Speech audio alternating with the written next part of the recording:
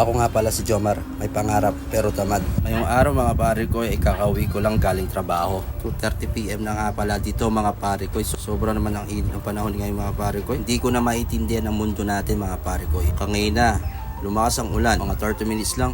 Uminit na naman lang isang farm attendant. Yan ang kalaban namin mga pare ko. Hindi easy ang trabaho namin dito pare ko. Teka.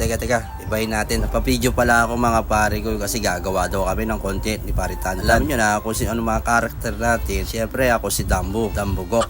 Dito nga sa part na video mga pare ko, nagpahinga muna ako, gawa na mainit mga pare ko. Baka mamaya bigla tayo magkulap sa sobrang init. Buti lang mga pare ko, press ko dito.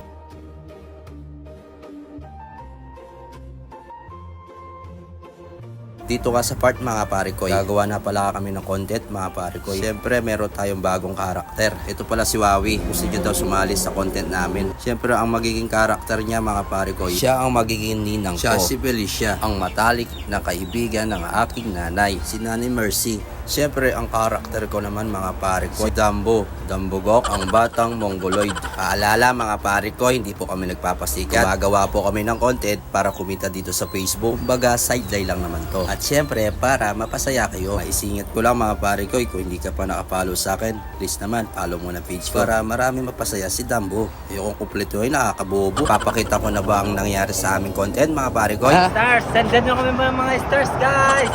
Ano? Hi! Game. Ito na pala ang nangyari sa aming content mga pare ko.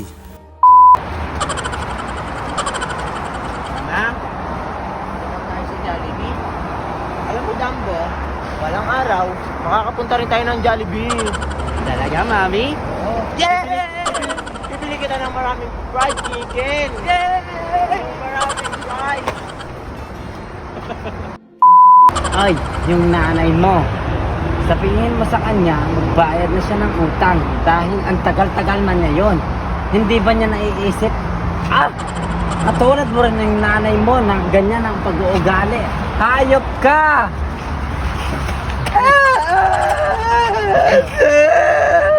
Pumunta ang mama! Mama! Sabi niya, ano pa alam?